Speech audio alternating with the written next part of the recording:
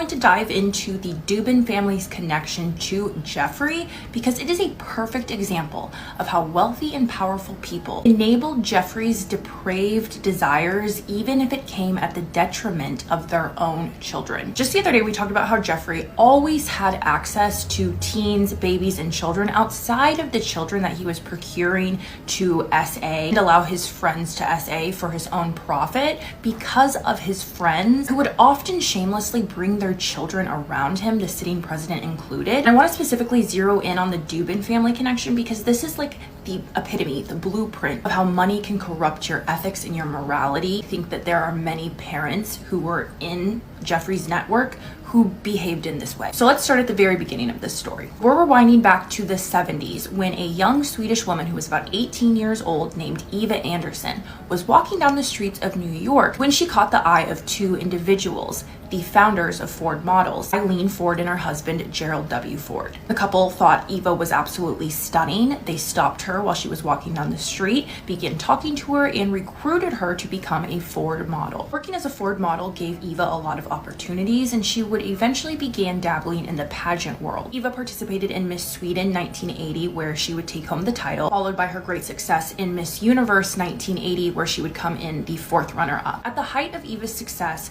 she would cross paths with a figure who was becoming increasingly well-known in New York City, Jeffrey. While we don't know for sure how these two actually met, Eva being a successful model in New York City and Jeffrey being a socialite, I imagine their social circles crossed paths at some point. The couple began dating in the early 80s and they would have an on-again, off-again romantic relationship for about 11 years. On top of being an already successful model, Eva had ambitions to become a physician, and Jeffrey would pay Eva's way through medical school, which allowed her to become a licensed physician in Sweden and the United States. Now, jumping forward a little bit to the early 1990s, a hedge fund and capital investment manager named Glenn Dubin saw Eva modeling in the page 6 section and was immediately smitten. Now, for the sake of brevity, I'm not going to go too far into Glenn Dubin's background, but there is one thing that I want you guys to remember. In 1984, Glenn Dubin and his childhood friend started a capital investment management firm. In 2004, Glenn and his childhood friend's company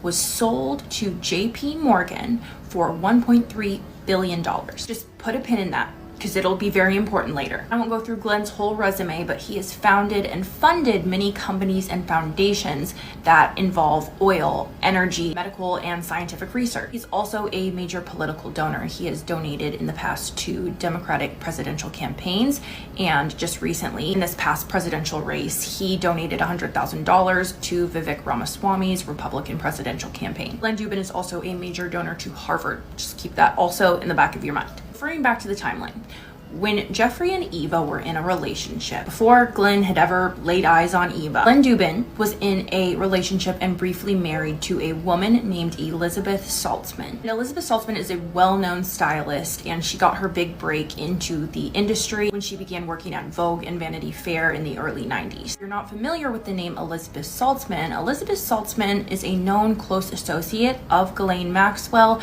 and they have been very close friends since the early 90s at least. Here's an old newspaper clipping that discusses Elizabeth Saltzman just after her divorce from Glenn Dubin. Their marriage was very short-lived. It was only about 2 years long. I don't know if you guys can see, but in this article, editor of Vogue, Anna Wintour, even comments about how well-connected Elizabeth Saltzman is and how she seems to know everybody. Here's a newspaper clipping from the Daily Sun circa 1992, in which we can see Ghislaine Maxwell, Elizabeth Saltzman, Russell Simmons, and many others were seen partying together alongside Ford Models, the same modeling agency that scouted Eva Anderson walking down the streets of New York City. Here's another newspaper clipping from 1995 where Ghislaine Maxwell and Elizabeth Saltzman were seen partying together again. Here is Elizabeth Saltzman's name in the little black book that I think we have all began to understand was more likely Ghislaine's than Jeffrey's. Here's Elizabeth Saltzman with Prince Andrew. Here's Elizabeth Saltzman with Harvey Weinstein. Here's Elizabeth Saltzman with her boss, Graydon Carter, who was the editor of Vanity Fair from 1992 to 2017. And at this same event, we can see Ghislaine Maxwell with an obvious hairpiece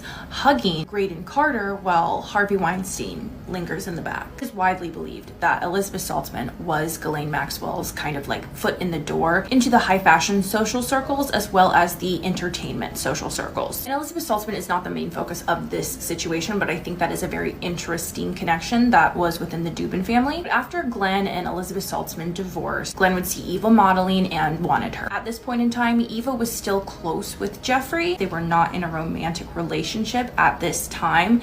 Jeffrey's main girlfriend was Ghislaine Maxwell. Long story short, Glenn reached out to Eva. The two of them met, began a romance, and were married by 1994. The couple would then go on to have 3 children together: Selena Dubin, Jordan Dubin, and Maya Dubin. Even after Glenn and Eva had wed and began starting a family, they still remained very close with Jeffrey. They would party together, socialize together, and even do business together. Do you remember that JP Morgan Chase purchase of Glenn's company that we talked about earlier? The acquisition that made him a billionaire? Jeffrey was the one who was responsible for introducing Glenn Dubin to the CEO of JP Morgan Chase at the time, Jess Staley. And Jeffrey was the middleman who made the deal between Glenn Dubin and JP Morgan Chase that made Glenn Dubin a billionaire. And remember, this sale happened in 2004, so Glenn and Eva had been married for at least 10 years and had 3 children at this point. Out of the over $1 billion that Glenn was paid for this acquisition, Jeffrey was paid $15 million by Glenn Dubin for simply facilitating the deal. Jeffrey made these people billionaires, and because of that, he walked around with the presumption that the Dubin family was indebted to him. Not just indebted to him at the highest level, in the form of their firstborn daughter. Okay, you guys remember a couple of days ago when I was asking, who is this child on Jeffrey's lap that is seemingly asleep on his private plane? Well, I think I figured it out. Jeffrey took a special interest into Eva and Glenn's firstborn daughter, Selena Dubin. Eva and Glenn made Jeffrey the godfather of all 3 of their children, and they would refer to him as Uncle Jeffrey. Jeffrey was a frequent flyer for years in the Dubin home, often staying with the family for extended periods of time. Jeffrey was regularly in attendance for the Dubin family's Thanksgiving dinners. Eva and Glenn would often take their children and travel to Jeffrey's Palm Beach mansion, or just go on other lavish vacations with Jeffrey and their children. Flight logs show that Eva and Glenn were often traveling on Jeffrey's private plane with their 3 young children. And if we look at the flight logs from the early to mid 2000s, while knowing this photo was also taken in the early to mid 2000s, plus the age that this little girl appears to be, if we take it all into account,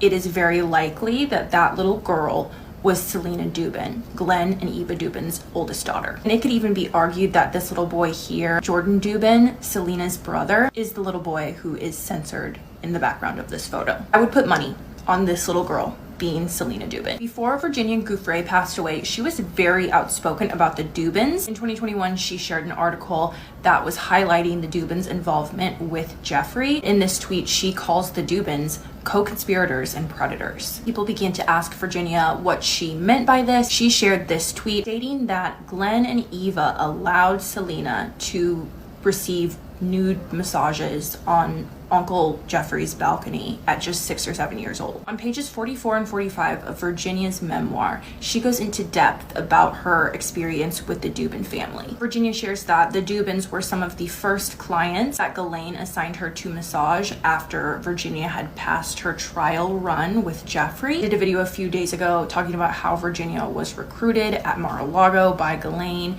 and was SA'd by Ghislaine and Jeffrey the same day that she was recruited from Mar-a-Lago. Virginia recalled massaging both Glenn and Eva. Eva was pregnant at the time, likely with their youngest daughter. Virginia also recalled that the Dubins had 2 other children that were staying there at Jeffrey's Palm Beach mansion. Virginia goes on to share how after she was done massaging Eva and Glenn, Eva stood up and left the room, and Glenn proceeded to take advantage of Virginia. Virginia recalled being confused on how a pregnant wife could be okay with what was happening. She also couldn't reckon how Glenn could do this so shamelessly while his pregnant wife and children were just in the next room. Virginia's recollections of the Dubin family, of Glenn taking advantage of her, of Eva being okay with it, of both of them being okay with their little girl being preyed upon by her creepy Uncle Jeffrey, become even more disturbing when we take a closer look at some of the photos that were put into evidence of the raids of Jeffrey's homes. As you guys probably remember, we have seen photos of boxes of VHSs being pulled out of Jeffrey's home, as well as dozens of CDs and discs. This has long been thought to be part of Jeffrey's collection of photos and videos of children being harmed, as well as blackmail. But if we look closely at one of the discs that was taken into evidence, we can very clearly see that it says Selena AV Shoot 2, and it's dated 8/12. If photos and videos of Selena are on this disc and it was filmed or photographed in August of 2012, Selena would have been about 16 years old. Something notable that involves Selena is internet sleuths, I can't take credit for this, internet sleuths right around the time when Jeffrey passed away were able to find and confirm that this account was authentically Jeffrey's Spotify account. And if we take a look at Jeffrey's playlist, we can see that there's a whole playlist called Selena, and it contains a lot of pop music that a teenager might enjoy, as well as quite a few suggestive songs. Not songs that I would ever want my uncle to send me. Certainly not songs that I would ever want my uncle to listen to and think of me. Now, this next piece of information is completely damning. Any parents out there, just brace yourself. This might get you a little worked up. 2009, when it came time for Jeffrey to go in front of the probation board, Glenn and Eva wrote Jeffrey a glowing letter for the probation board to read. In this letter, they state, "We are the parents of 3 children. They are all under the age of 18. I am aware that Jeffrey is a registered offender and had to plead guilty for soliciting and procuring children for a word I can't say. I am 100% comfortable with Jeffrey around my children." When Selena turned 18, about 4 years before Jeffrey's demise, he created a $50 million trust that named Selena as the beneficiary. According to sources that were close to Jeffrey, Jeffrey began to talk about wanting to marry her and wanting her to inherit his island. According to the Dubin family, so take it with a grain of salt, Selena was removed from that $50 million trust just before Jeffrey's second arrest. While we don't have the financial records to prove that, we do have the financial records to prove that in the mid to late 2000s, Eva was diagnosed and survived breast cancer, which prompted Eva and Glenn to create the Dubin Breast Center at Mount Sinai Medical Center, a hospital that Glenn is a trustee of. We also have the financial records to prove that in 2013, Eva Dubin created a fund called the Selena Dubin United Fund. And this fund was created so that Jeffrey could donate to the Dubin Breast Center at Mount Sinai Medical Center under the radar, because it certainly wouldn't look too good on the Dubin's part to be receiving and accepting donations from a man who was sitting pretty on the registry. Let's wrap this up. So the Dubins, like Jeffrey, have very strong ties to Harvard. The Dubin family has given Harvard a $5 million donation and helped them establish the Harvard Kennedy School in 2010. So the Dubins sent all 3 of their children to Harvard, right? Well, we know Jeffrey was giving hefty donations to Harvard beginning in the late 90s. And in 2005, for some reason, Jeffrey was appointed a visiting fellow in Harvard's Department of Psychology. Even after Jeffrey was convicted and placed on the registry, Harvard still allowed Jeffrey to have key card access. They allowed him to use office space. They allowed him to listen in on classes and mingle with the students. He basically had unfettered access to the campus, despite the fact that he was on the registry. In 2008, the president of Harvard at the time announced that they would no longer be accepting any financial donations from Jeffrey. So Jeffrey began donating directly to professors and their research funds for him to continue to have unrestricted access of campus. I'm sure you guys know one of the very big fish in this whole case is Alan Dershowitz, who was a professor of law at Harvard and a close friend and associate of Jeffrey for many, many years. Alan Dershowitz has been O.J. Simpson's defense attorney, Harvey Weinstein's defense attorney, our sitting president's defense attorney. Let's not forget who represented Jeffrey in his sweetheart deal. Who was his attorney?